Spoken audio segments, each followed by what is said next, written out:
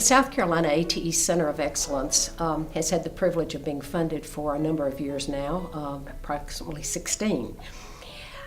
When we engaged in the Synergy project, it was to us a tremendous opportunity to look at how we could preserve, scale, and spread some of the innovations and successful practices and models that we developed under previous funding.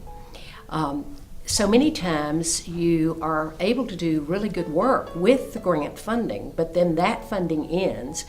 You won't be funded to do the same thing again, but what happens to that body of work, that knowledge, the experiences that you learned, the partners that you've developed under the previously funded work?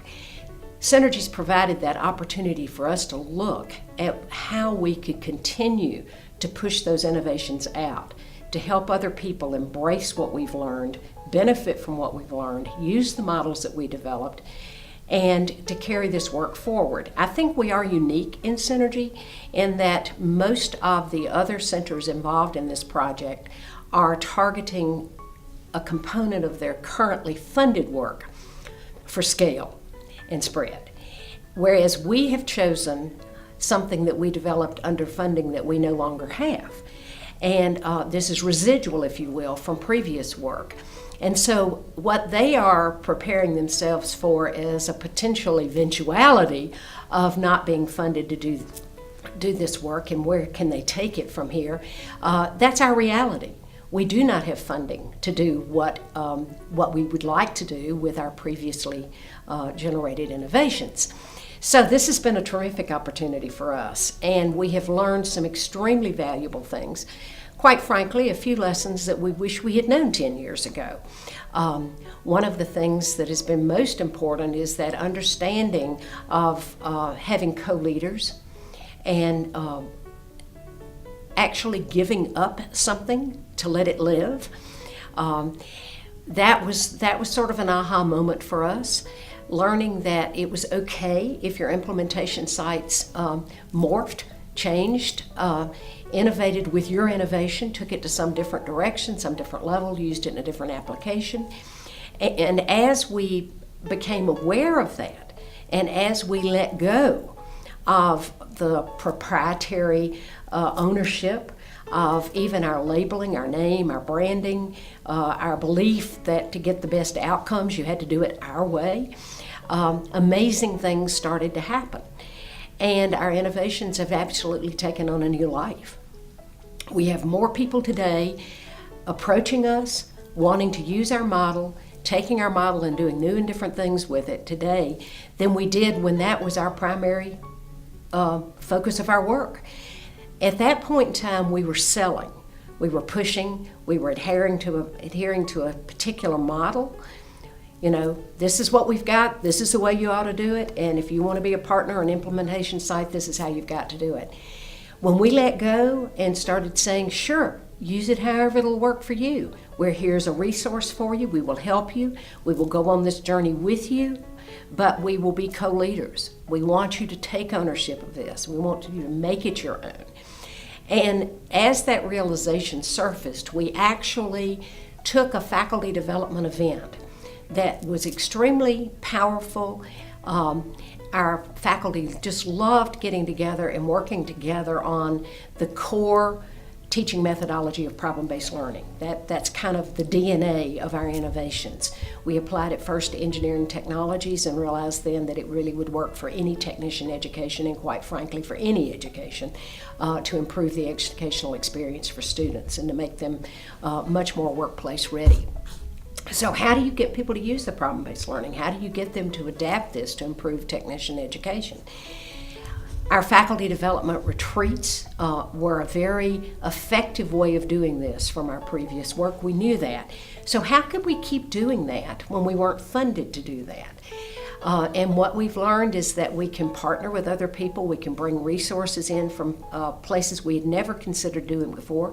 We could partner with people who were doing problem-based learning in a slightly different way. They have their own model, a slightly different approach. They have skills and attributes and methodologies for helping faculty with this that we didn't have. And so as we've started to launch, if you will, our Instructional Leadership Institute, we decided to give it a new name to reflect this new understanding and this new learning. And so we called it Roots and Wings.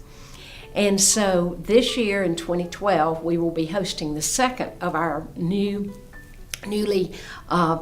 relaunched Instructional Leadership Institutes under the name Roots and Wings.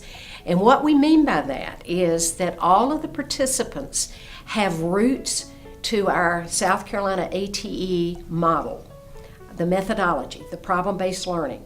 They got their start, their inspiration, something about what they're doing started with us.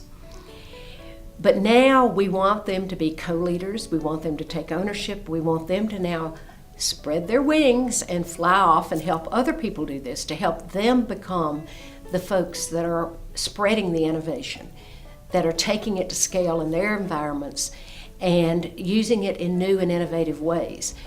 We've been amazed at how clever they are, how innovative they are.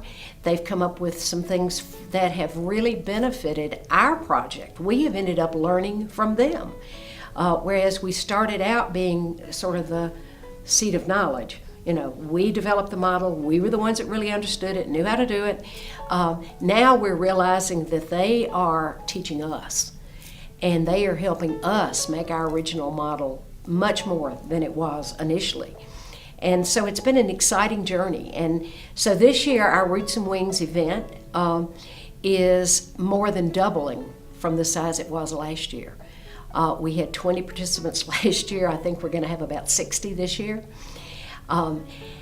We have about 5 funded ATE projects across the nation who built something into their proposal based on our model, who are now coming to the ILI.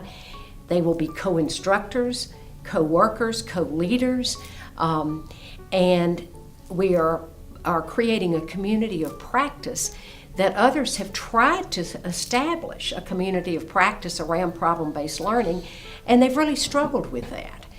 But this seems to be working. This business of not, we're going to come into the fount of knowledge, come learn at the foot of the master, but rather come, let's learn together. Let's look at all the different ways you can use problem-based learning.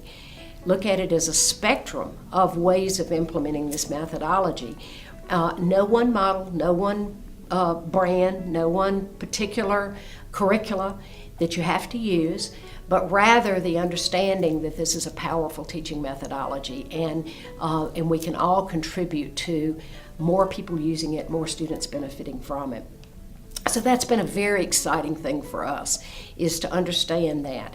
Another kind of aha moment is looking across the AT centers and the collective learning and realizing that we're all coming to the same conclusions, that we're all having the same aha moments. Quite frankly, we've all been subject to the same pitfalls of branding, ownership, clinging to our model as if it was the only true way to go.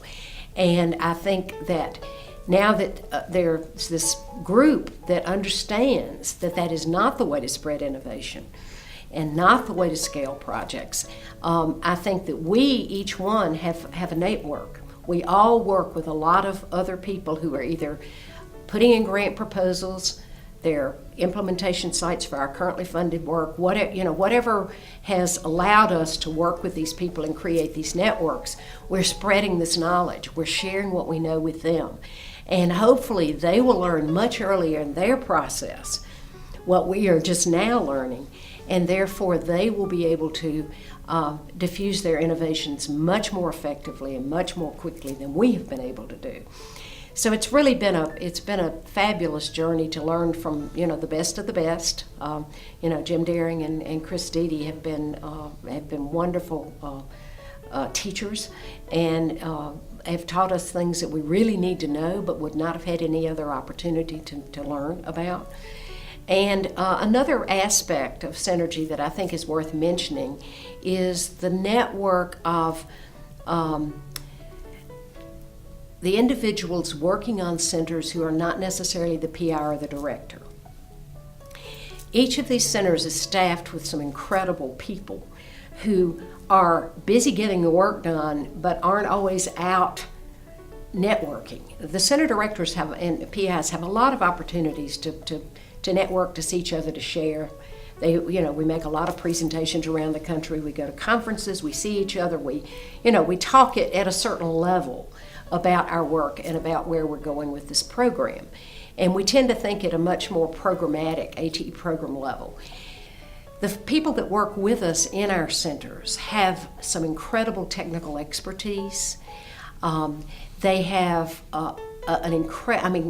quite frankly, on a day-to-day basis, probably a greater responsibility for our success and for making things happen than we do. We're kind of the public face of our centers in many ways. Not that we don't work, but those folks that are working with us in our centers are amazing.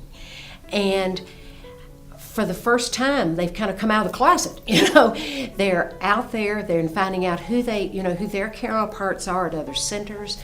Some of the interest groups that were formed have allowed them to really get to know each other through conference calls and that sort of thing.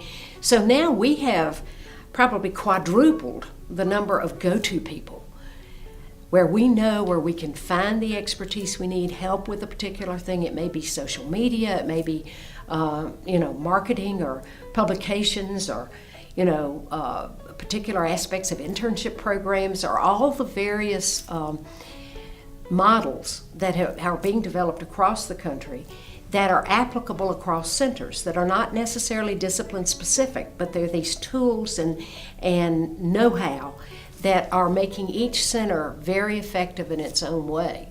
And now we can all benefit from that. And we have got, rather than one level of communication, PI to PI, center director to center director, we've now got a whole subsystem of communication channels between those other people who work in the centers.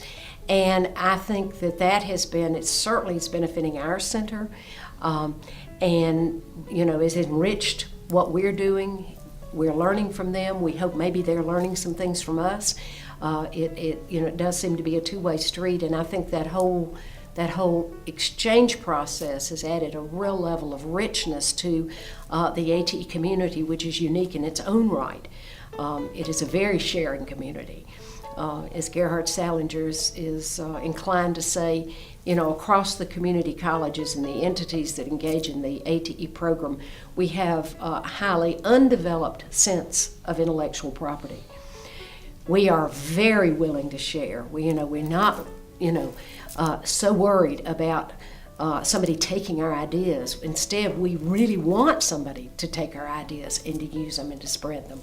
And I think that's a very unique trait of the ATE community, and I think Synergy has just, kind of plugged that in at, 220 votes for those who have participated. And really given us some new methods, some new language, some new tools, and ways to do that.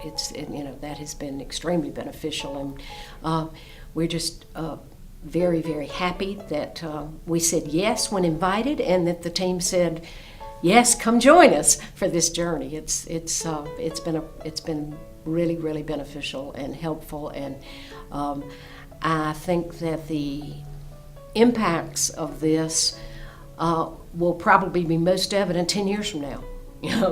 I think that if somebody comes and looks and sees what was different, I'm sure that the Synergy team is looking for what's happened to us over the past 3 years, what's happening to our centers, kind of what's this immediate impact. But I suspect there's going to be some long-term impact that's really going to be what matters, and I think it'll happen, because I think we now have the tools and the knowledge to be more effective in the diffusion of innovation and scaling our projects than we have been.